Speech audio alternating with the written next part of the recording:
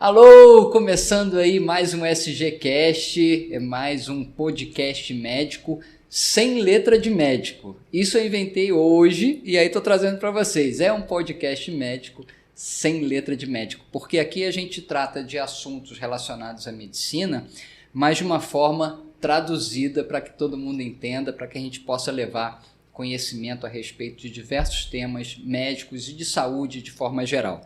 Então a gente vai começar mais um SGCast, já começamos na verdade, né?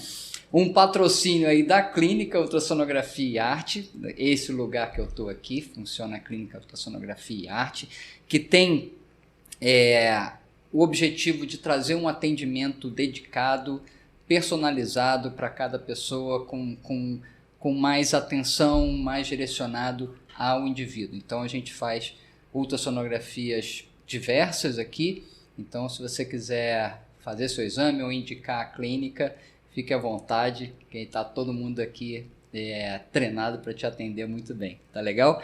O contato da clínica lá no Instagram é o @ Clínica Ultrassonografia e Arte, tudo junto, tá legal? E hoje eu trago uma convidada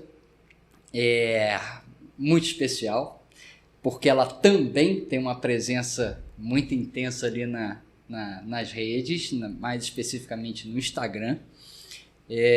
Ela e o marido, Dr. Edivaldo, também compõem ali o casal da ginecologia. Eu achei esse nome muito legal.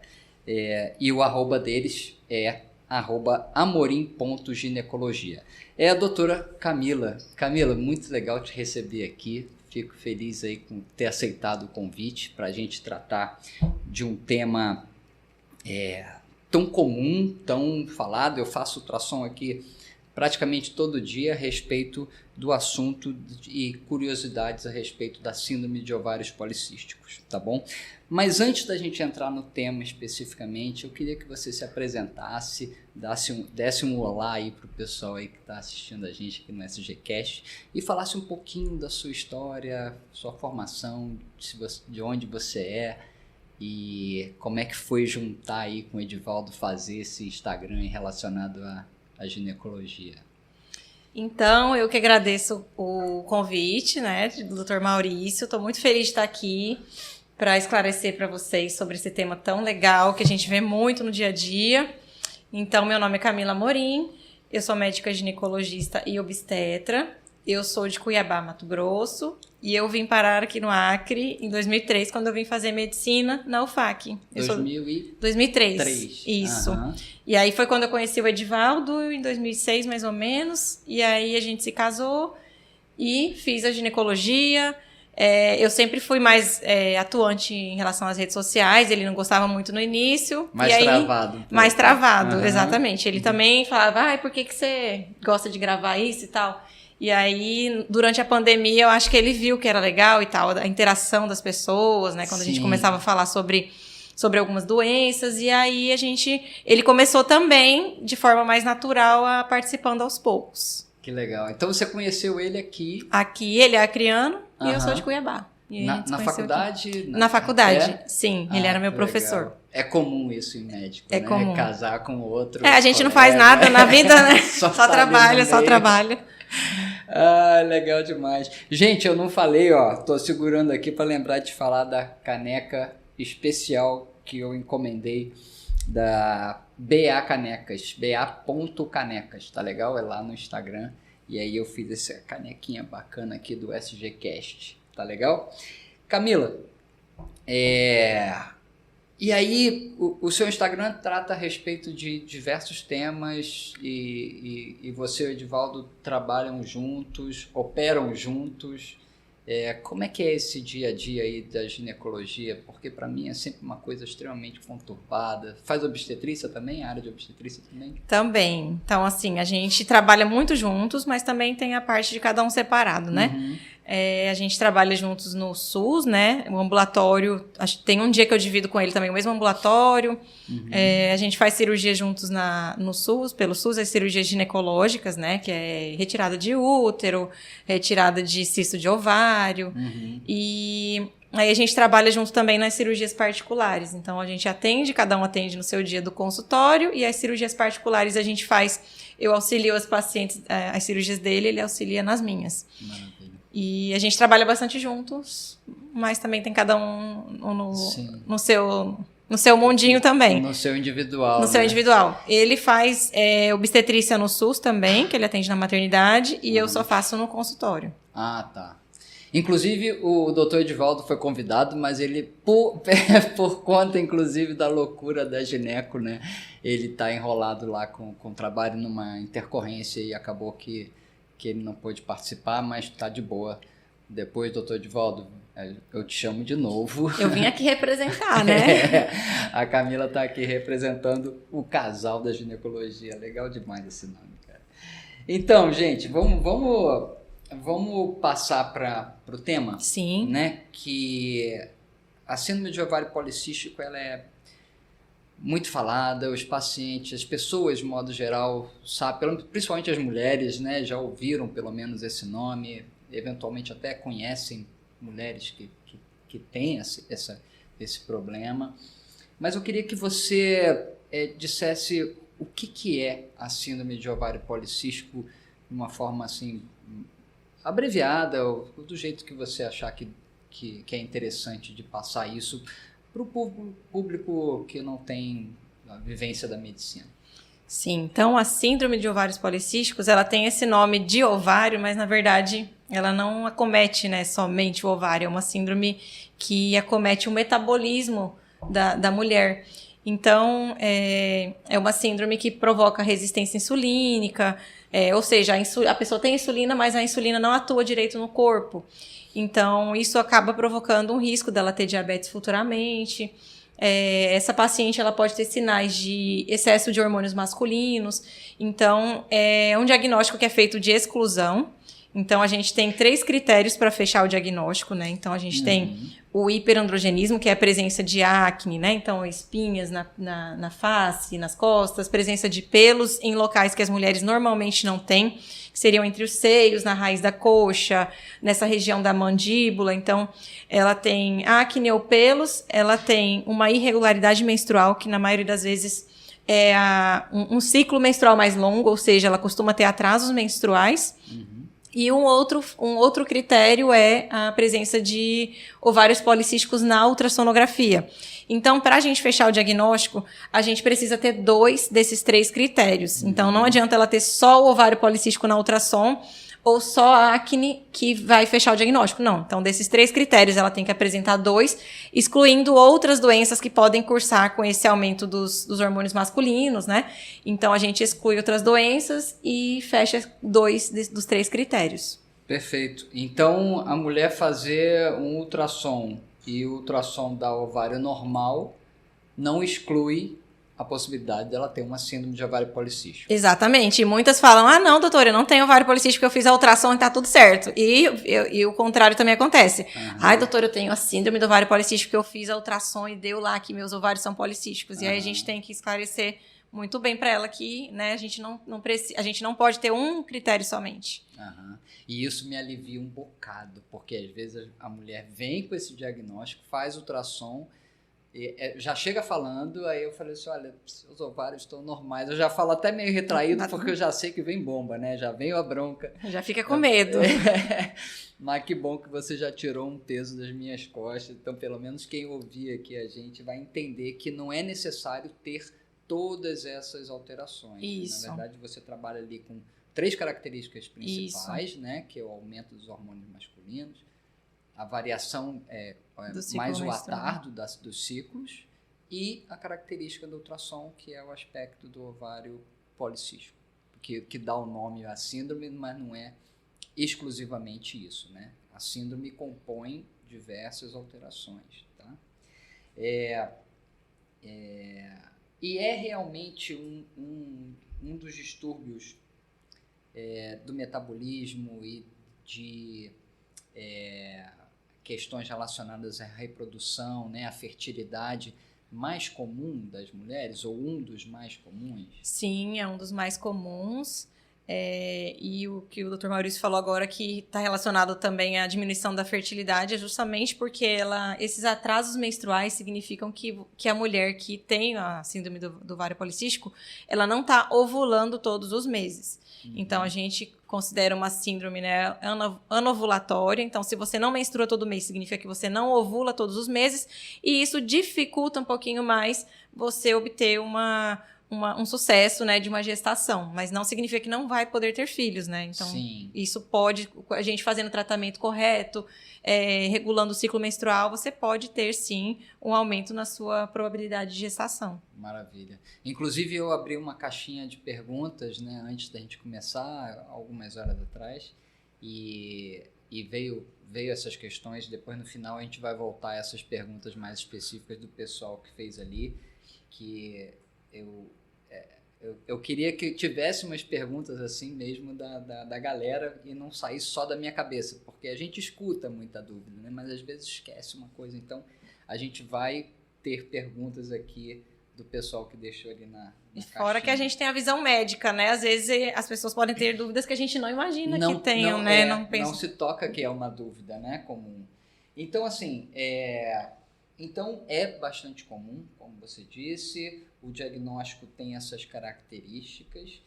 E uma coisa que eu tenho muito para mim, não sei se é real ou se é uma impressão minha, mas eu acho que é um diagnóstico muito superestimado, ou seja, é dado com muita facilidade esse diagnóstico de ovário policístico, a síndrome de ovário policístico, de uma forma meio indiscriminada.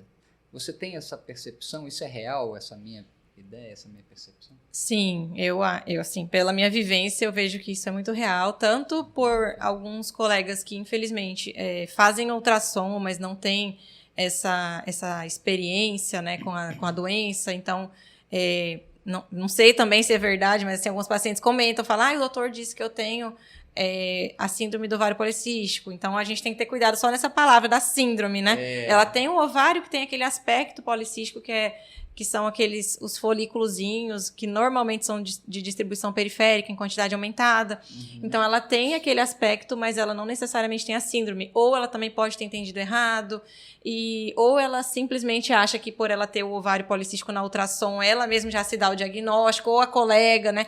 Então, ela já chega tratando, assim, já chega com o diagnóstico pronto, que ela tem esse diagnóstico. E muitas vezes é equivocado, sim, principalmente em pacientes adolescentes. Uhum. Que a gente tem que tomar esse cuidado, porque na adolescência já tem esse hiperandrogenismo um pouquinho, né, mais evidente com relação à acne, né? Sim. Então, assim, a literatura pede que a gente retarde em torno de 2 anos o diagnóstico das pacientes que são adolescentes, porque já é uma característica comum elas apresentarem a acne. Então, daí a gente poderia dar um diagnóstico equivocado, né? Sim. Enquanto você falava, eu pensava exatamente nisso, né? A questão dos adolescentes, que vem muito adolescente para investigar essa questão, justamente por às vezes apresentar algumas características. Até mesmo o atraso menstrual, né? Que eu não comentei, porque nos primeiros 2 anos da primeira menstruação, é normal as meninas terem uns ciclos anovulatórios. Então, ela vai ter o atraso menstrual e ela vai ter presença de acne. Então, teoricamente, todas as adolescentes já teriam todo mundo teria a síndrome do ovário policístico. Não é uma verdade. Na verdade, isso aí que representa uma maturação do eixo hormonal, é isso? Exatamente. Então, nos 2 primeiros anos, né, tem essa maturação. É como se o ovário mesmo fosse um adolescente também. Um ovário adolescente. Então, ele está aprendendo a funcionar. Não vai ovular todo mês. Uhum. E ela vai ter esses ciclos que não vai menstruar. Então, é bem normal na faixa etária, uma característica própria da faixa etária. Uhum. E aí, a gente tem que tomar esse cuidado de não fazer o diagnóstico. Por isso que também tem muitas mulheres que já chegam com esse diagnóstico. Desde 15 anos, desde os 14, eu já sabia que eu tinha a síndrome do ovário policístico. E se ela esperasse um pouquinho mais, a gente saberia que ela não tem a síndrome. Exato. Essa questão do estigma, né? dela ouvir uma vez de um médico que ou vindo da parte clínica, ou vindo da parte da ultrassonografia, falei assim, olha, você tem um ovário policístico, ou você tem síndrome de ovário policístico. Isso às vezes pode criar um estigma de que ela tem aquilo e ela carrega isso para sempre, e tudo que vai acontecer na vida dela é porque ela tem ovário policístico, tem síndrome de ovário policístico. Então, realmente, a gente tem que tomar muito cuidado na hora de passar as informações e fazer um diagnóstico desse tipo, né? Sim, às vezes é até difícil desconstruir esse diagnóstico. É muito difícil pra gente. Quando alguém fala que, principalmente um médico que tem uma certa autoridade, né? Então, fala que ela tem, é muito difícil, mesmo nós sendo especialistas, né? Então, a gente falando, não, a senhora não tem a síndrome. E ela fala, não, mas desde 10 anos atrás, o doutor fulano, aquele doutor que tem um vínculo, de repente, um médico que acompanha a família, tem uma confiança. Então, a gente tem que ter até muito cuidado, mas, assim, muitas vezes as pacientes ficam um pouco desconfiadas quando a gente fala que ela não tem esse diagnóstico. Então, quem vem depois é que vai ter que se virar E é muito mais difícil você tirar, desconstruir aquele diagnóstico. É mais fácil você chegar e falar, você tem isso. Agora você falar, não, a senhora não, a partir de hoje a senhora não tem mais isso. Exato. É mais complicado. Nossa, total. Eu percebo muito isso aqui. E a outra coisa que você deu uma pincelada ali, a questão do aspecto do ovário, né? Quando eu estou fazendo ultrassom, e você também faz ultrassonografia, né? As mulheres às vezes percebem o ovário e vê aquelas bolinhas pretas no ovário, que aquilo é o folículo, falando, mas aquele monte de buraco ali, aquilo ali é o quê? É cisto? Eu tenho ovário policístico? Às vezes já até tem uma informação de como é o aspecto, né? E aí o que eu falo para ela, eu falo assim, gente, um ovário normal, ele tem folículo. Tem que ter isso daí, é normal, principalmente se for mulher jovem, né? Aparece isso aqui é sinal de fertilidade, sinal de saúde, é assim um ovário. Então, aqueles buracos correspondem, buracos entre aspas, ou cistos entre aspas, aqueles são os folículos, que faz parte da anatomia normal. Exatamente, da mulher que menstrua. Exato, então, não é só porque tem folículo que vai ser policístico, e nem é a questão, no caso das adolescentes, o padrão multifolicular, né? Também não sela diagnóstico de síndrome de ovário policístico, nem de ovário policístico, propriamente dito, né? Sim. Não é isso? Exatamente. E também tem um outro critério, né, que a gente usa, que assim, antigamente só tinha esse padrão dos folículos na periferia, né, que era o colar de pérolas. E hoje em dia a gente também adota o critério do tamanho do ovário, né, que pode ser ou presença dos folículos ou ovário aumentado. Né? Exatamente. E tem, assim, tem colegas que fazem ultrassonografia e não descrevem pra gente, né, se o ovário tem um aspecto policístico ou se ele tá aumentado, a gente vê, né, no tamanho, dá pra ver. E às vezes vem só um laudo sem a imagem. Então, daí a importância da gente ver, da gente ter essa imagem, porque se o colega não tem essa experiência e ele não relatou que ela tem a quantidade aumentada de folículos, a gente já vai perder um critério e já dificulta pra gente fechar o diagnóstico. Exato. Porque a gente, teoricamente, ela fez e tá tudo normal. Mas se a gente tivesse a fotinha, a gente poderia ver que tem uma quantidade aumentada de folículos, a gente poderia suspeitar. Suspeitar mais, né? Porque de repente tem as características do ovário policístico, realmente, e uma das outras características. Exatamente. Uma variação aí do ciclo menstrual, né? Porque, como a doutora falou lá no início, são 3 características, mas a presença de 2 já sela o diagnóstico, né? Sim. Isso é pelos critérios de Roterdã, Isso mesmo. Andei estudando esse negócio, né? Vim aqui falar de... Esse doutor é bom. Não, eu vim aqui falar com a especialista, eu falei assim, não vou chegar lá de bobo de jeito nenhum. Tem como... Agora começa a vir umas coisas mais... curiosidades minhas e talvez do público também que está assistindo a gente, que, por exemplo, tem como apontar alguns motivos para surgir a síndrome de ovário policístico? Dá para...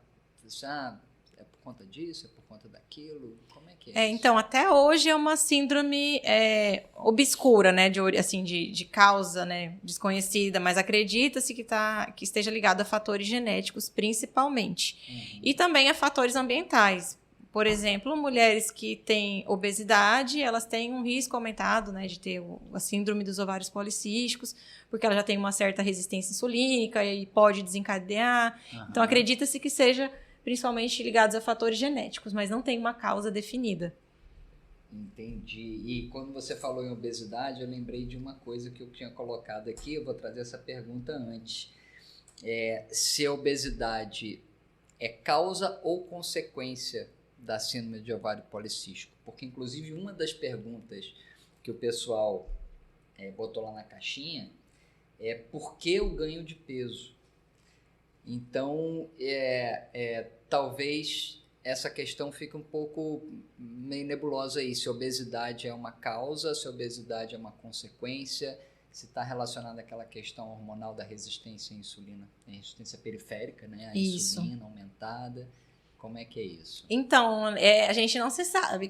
Igual quem veio primeiro, ovo ou galinha, tipo isso, gente, a grosso modo. Mas, assim, sabe-se que as mulheres obesas têm um risco maior de desenvolver, mas também sabe-se que as mulheres que têm esse diagnóstico de síndrome do ovário policístico, ela tem esse aumento da resistência insulínica, mas não é que a síndrome em si, a gente não pode culpar a síndrome pelo ganho de peso que muitas mulheres têm, né? A gente tem sim o aumento da resistência insulínica, mas a gente sabe que o que realmente vai fazer a paciente ganhar peso é a alimentação, né? Então, a gente tem, inclusive, assim, um dos fatores que fazem com que tenha esse distúrbio menstrual na obesidade, em mulheres obesas, é que a gente tem a conversão periférica, ou seja, a gordurinha ela é transformada em hormônio feminino, que é o estrogênio.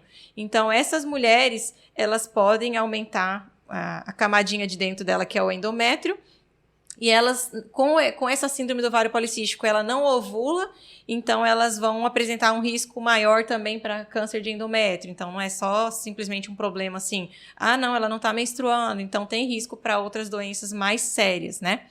Mas não se sabe se é a obesidade que causa ou se ela é uma causa ou consequência. Interessante isso aí. Então se não se sabe se é causa ou consequência ou outras questões, inclusive com risco de diabetes também, né?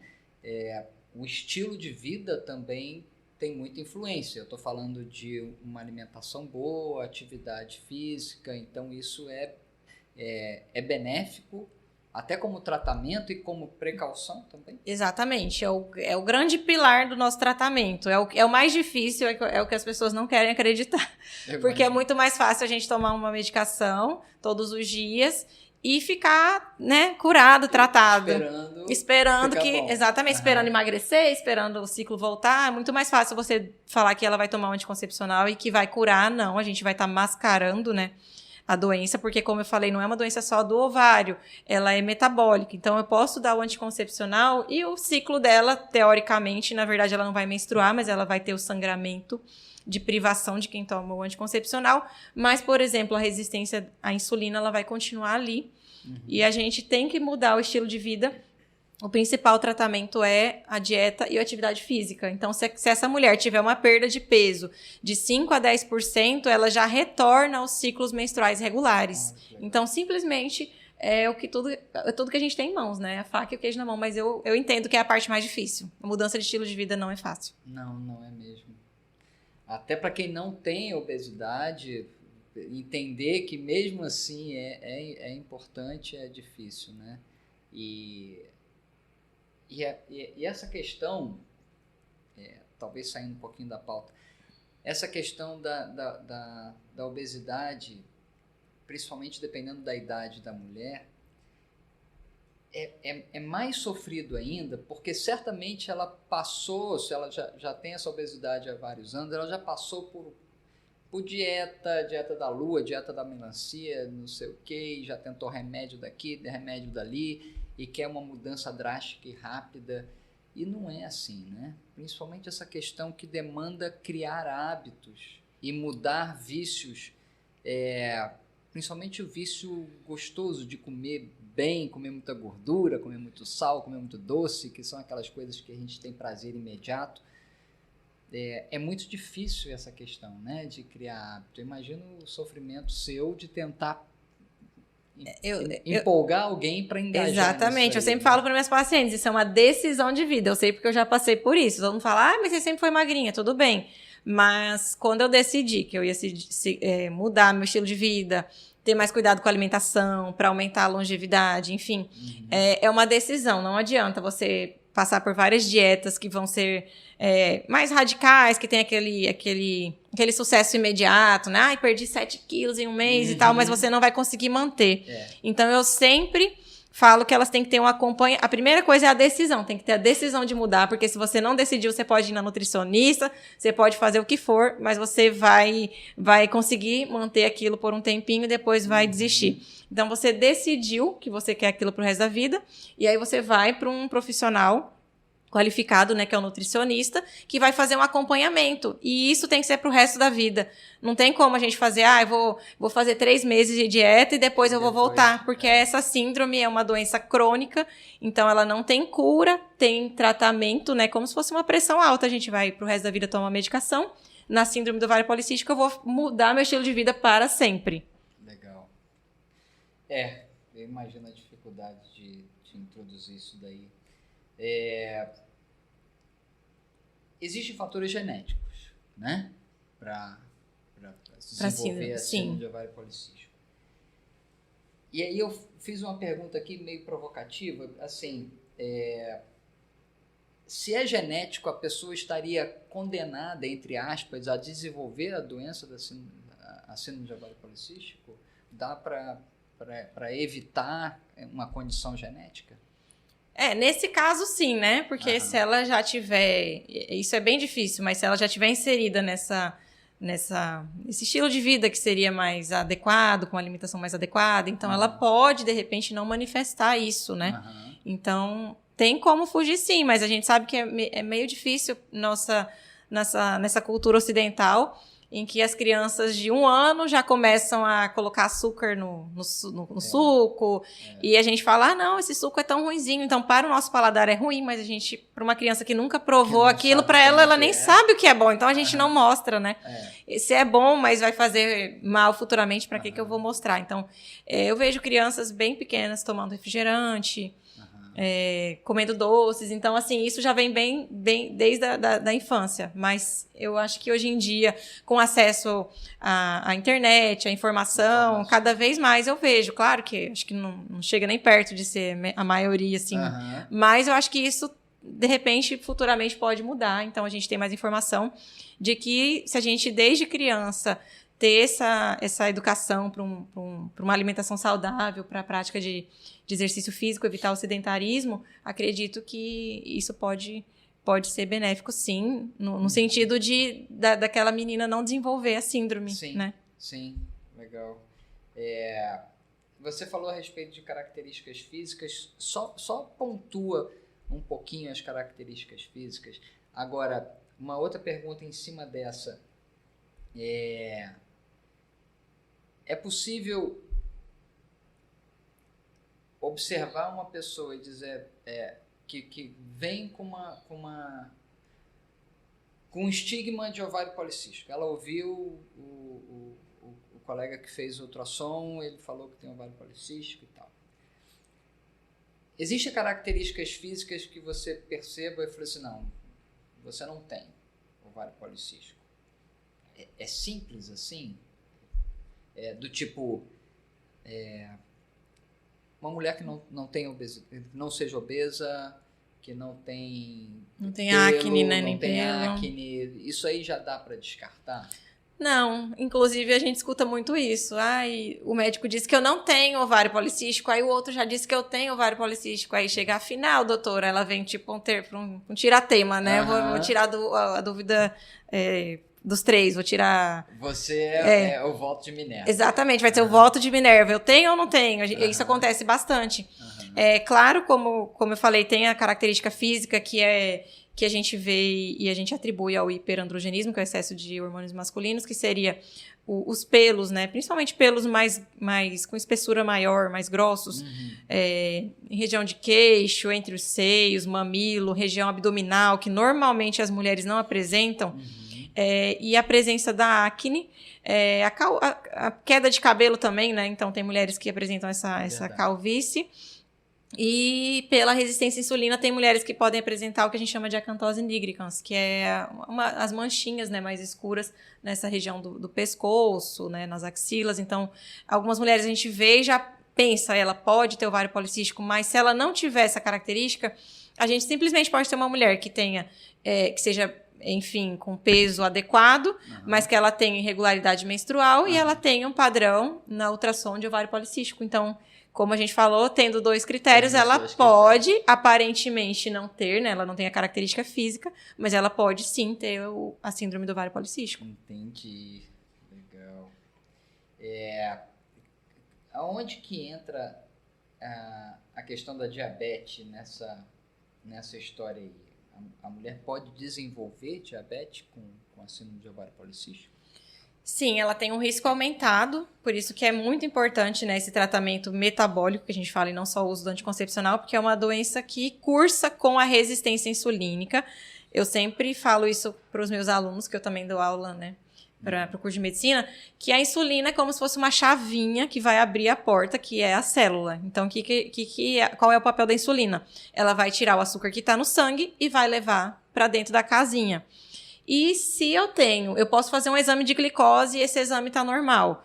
Mas muitos colegas não costumam pedir um índice que a gente chama de HOMA-IR, que é para a gente avaliar, que é um método mais plausível, mais acessível da gente fazer, principalmente aqui em Rio Branco, porque o ideal seria fazer a curva de insulina, mas aqui a gente não faz, porque tem que ter acompanhamento médico e tal. Sim. Então, esse exame, através da glicemia e da insulina, eu vou saber se ela tem uma resistência à insulina. Como eu estava falando, a insulina, ela é uma chavinha. A insulina, ela vai pegar o açúcar do sangue e levar para a casinha. Se essa chavinha não abrir, o que vai acontecer? O corpo vai entender que aquela insulina, que ela não tem insulina e vai começar a produzir mais insulina, vai produzir mais insulina. E é o que a gente chama de resistência insulínica. Se a gente está produzindo, tá gastando o pâncreas da mulher, então tá produzindo. Eu tô cansando a produção da insulina do pâncreas. Então, aquelas pessoas que não têm uma produção tão adequada, elas podem apresentar falência, né, da produção da insulina futuramente e ter o desenvolvimento da diabetes. Saquei. Então é importante essa avaliação da insulina logo... Eu sempre faço, né? Eu sempre faço. Mesmo tem pacientes, inclusive, magrinhas, mas pelo estilo de vida ela é magrinha, mas ela tem uma alimentação muito ruim, né? Açúcar, tudo aquilo que a gente gosta. E aí ela tem lá a glicose normal, mas a gente já vê um aumento da insulina e esse índice HOMA-IR tá aumentado. Então eu já falo para ela, olha, cuidado, você já tá apresentando a resistência à insulina, então teu corpo tá produzindo mais insulina do que o necessário e isso futuramente pode aumentar o seu risco de apresentar diabetes. Legal. E com relação a doenças cardiovasculares, vem daí ou ainda coisas não sabidas a respeito dessa relação com problemas cardiovasculares? Também. Então, tanto a síndrome do ovário policístico aumenta esse risco da resistência insulínica, também como ela aumenta o risco de doenças cardiovasculares, né? Então, justamente porque ela a gente considera também como se fosse uma síndrome metabólica, ela altera também o metabolismo lipídico e essas mulheres, elas podem apresentar esse aumento de risco de doenças cardiovasculares futuramente. Então, nesse caso, então, seria mesmo a gente fazer essas orientações, que não, mais uma vez falando, não é simplesmente a questão de regular o ciclo menstrual.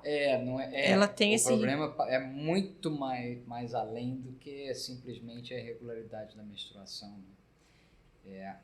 E uma outra coisa que eu lendo, para a gente trocar essa ideia aqui, eu queria entender se há alguma relação na síndrome de ovário policístico com questões psicológicas, por exemplo, depressão, ansiedade, variação de humor. Como a gente está lidando aí com questões hormonais, né? As mulheres com síndrome de ovário policístico passam por períodos de ansiedade, depressão, questões de humor, existe isso? Existe muito, tem muita associação. Então, tanto por questões, né, por exemplo, são mulheres que na maioria das vezes estão com sobrepeso, obesidade, na maioria, mas outras não.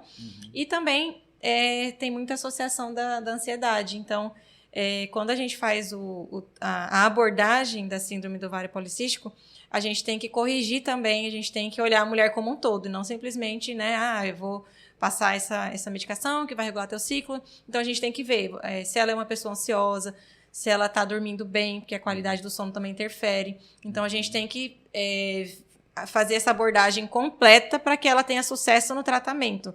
Então, se a pessoa é ansiosa, dificilmente ela também vai conseguir ter essa mudança alimentar, porque ela pode comer por compulsão.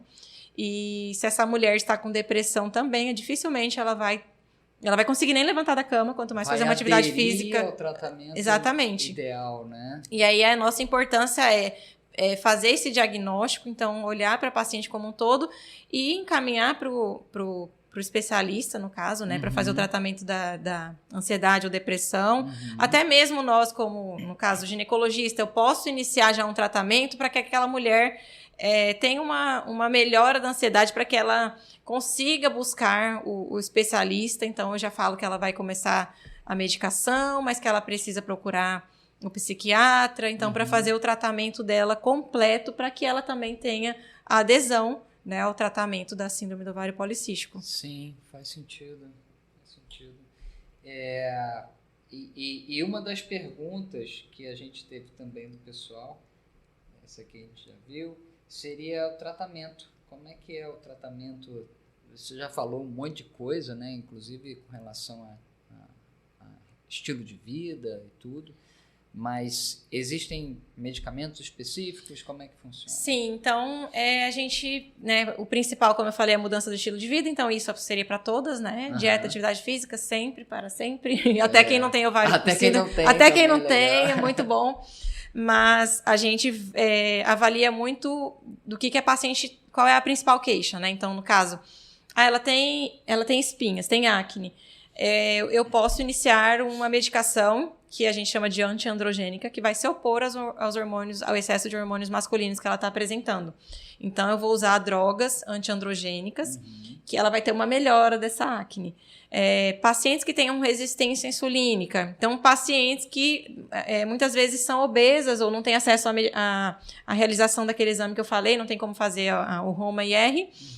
A paciente é obesa e eu vejo que ela tem sinais clínicos de resistência insulínica, eu posso já entrar, por exemplo, com a metformina. Então, que é uma medicação para a gente diminuir essa resistência insulínica dela.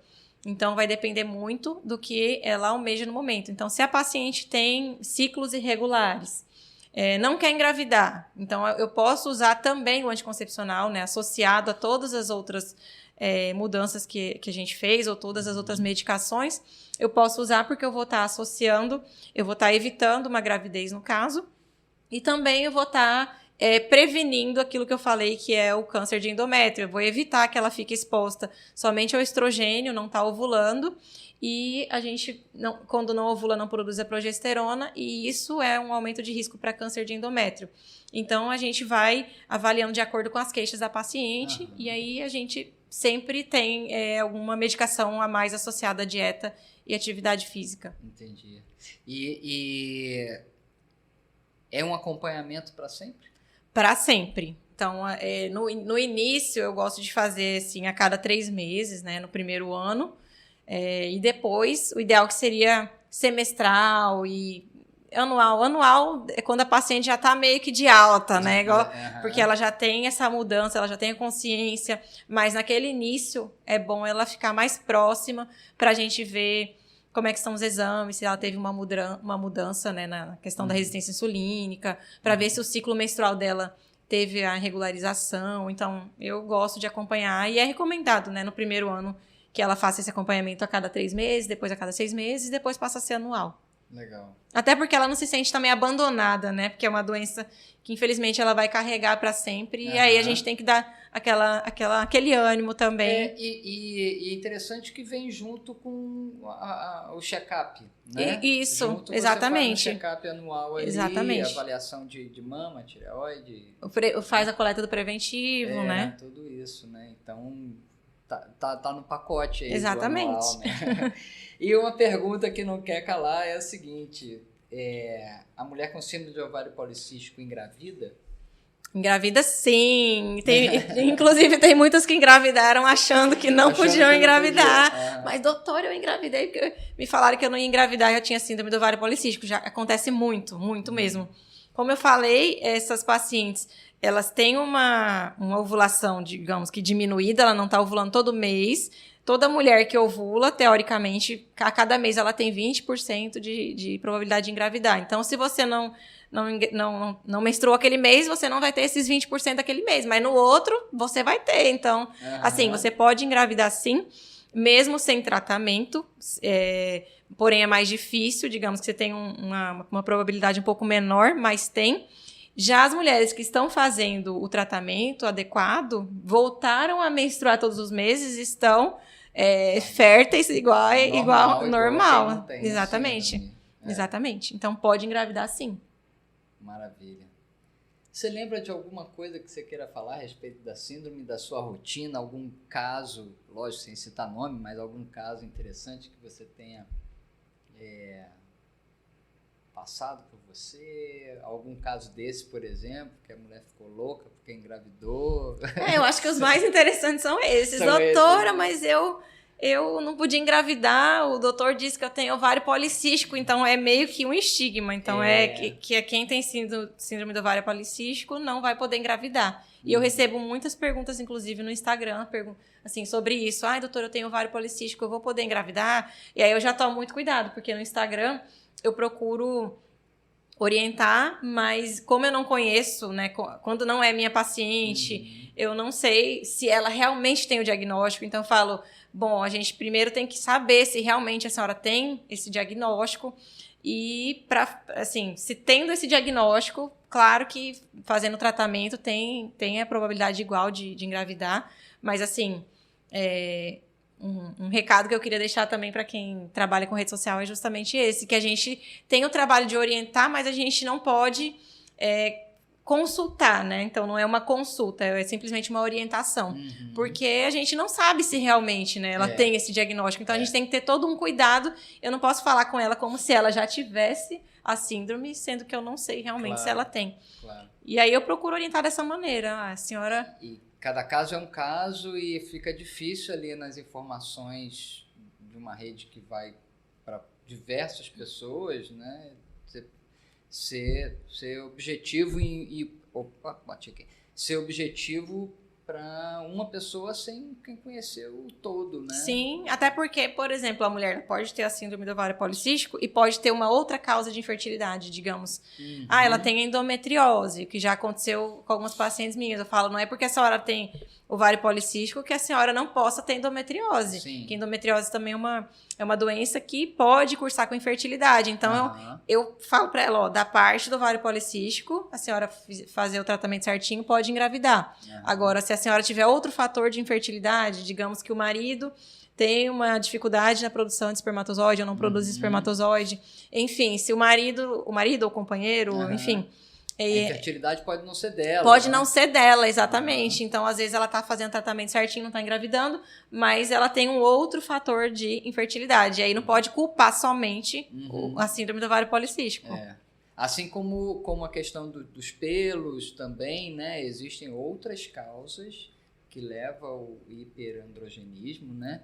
Exatamente. Que podem ser causas até tumorais, enfim. Então, não dá para simplesmente por conta de aumento de pelo ou outras características dizer que é da síndrome de ovário policístico. Então, realmente, uma informação nas redes, né, ali no direct, tem que ter muito cuidado mesmo. Sim, e isso é simplesmente um cuidado, né? Porque tem pessoas que podem achar que a gente não quer, que maldade, não quer me ajudar. Não é isso. É porque a gente cada pessoa tem as suas peculiaridades, né? E a gente tem que ter o cuidado de não dar um diagnóstico que a gente nem tá vendo o paciente, né? Então não tem como.